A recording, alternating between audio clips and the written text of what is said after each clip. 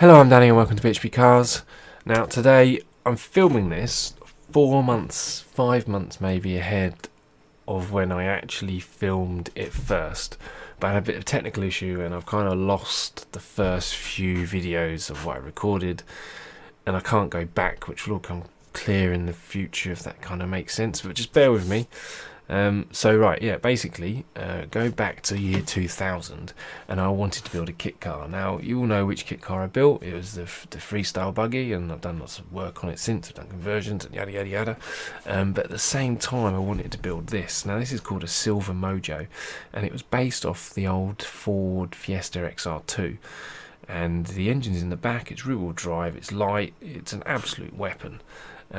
And for all these years I've kind of regretted never building one. And well, I had a search on eBay going for a long time and one came up, this came up, and it had a bit of an accident. The fiberglass was trashed and a few other things along the way, so I thought, no, you know what, I like a challenge, I'm going to buy it.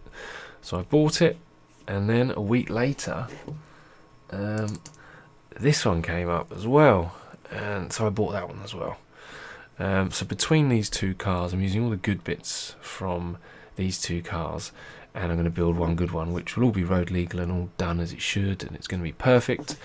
So that's kind of the plan. As you can see, all the fiberglass on this one is good and it's straight, we'll go and talk a bit more about that in a minute. But the main question is what engine am I going to have in it? And I decided that I was going to put a Ford Zetec engine in it.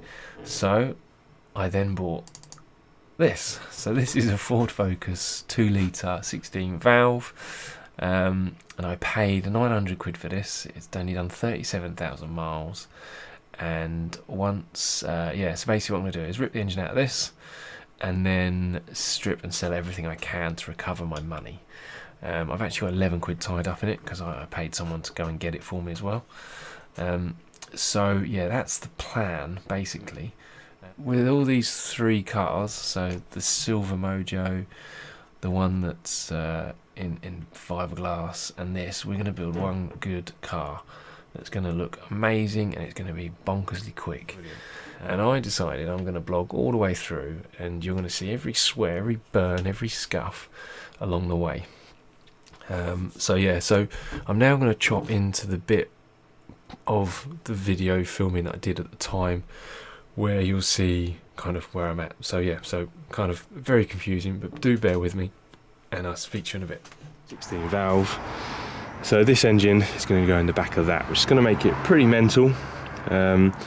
How much space we have to get it in is up for debate, because I want to use the MXT75 or MTX75 gearbox that comes with it, which is a lot bigger because it can withstand a lot more power, because most people take the gearboxes from a Ford KA 1.3 and put them on to make it smaller and get it in.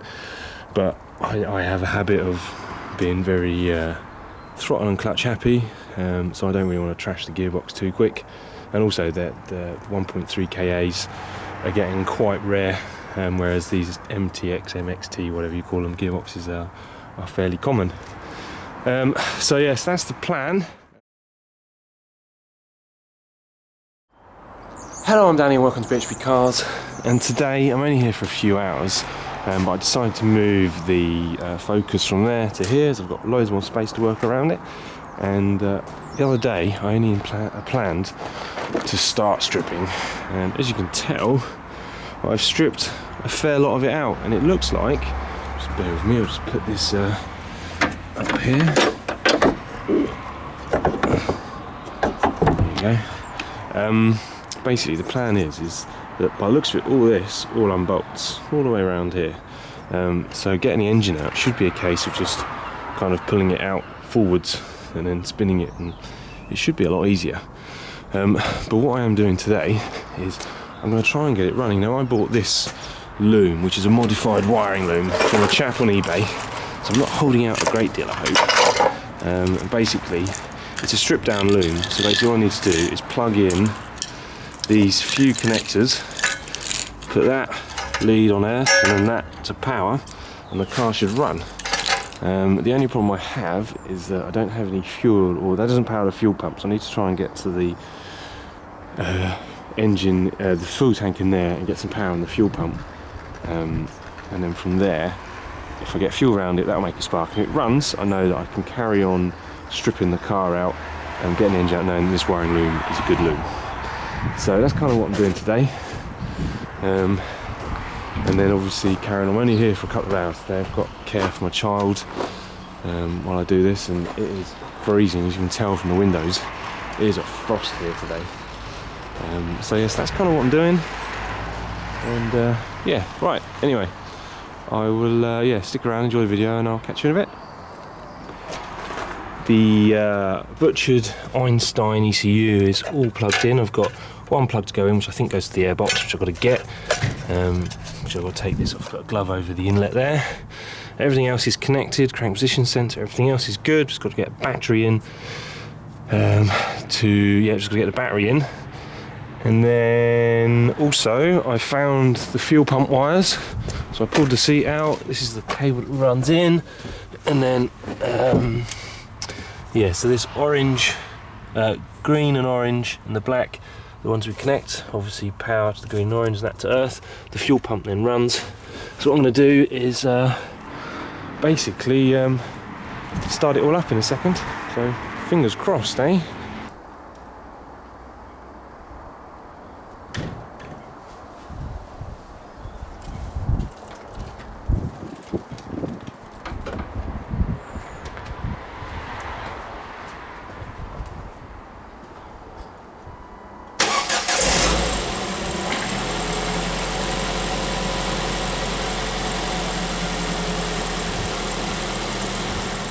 It runs!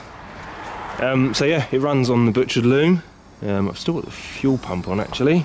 So you can see this is a little bit half a daily wiring. But let's see, using a jump pack. You know, it's criminal what I'm doing to this poor little car, but whatever, it works. So that is good. That's really good actually. We're quite happy with that. So now I can continue basically getting the engine out. So I'm going to pack up that loom and put it all nice away, nice and neat, and you know, so it doesn't get damaged. And we now know what needs to be done. So yeah, this is a good day so far. A very, very good day. But anyway, thanks for watching. Please do make sure you like, share, subscribe, thumbs up, share, and all that crap. And I'll catch you all in the next video.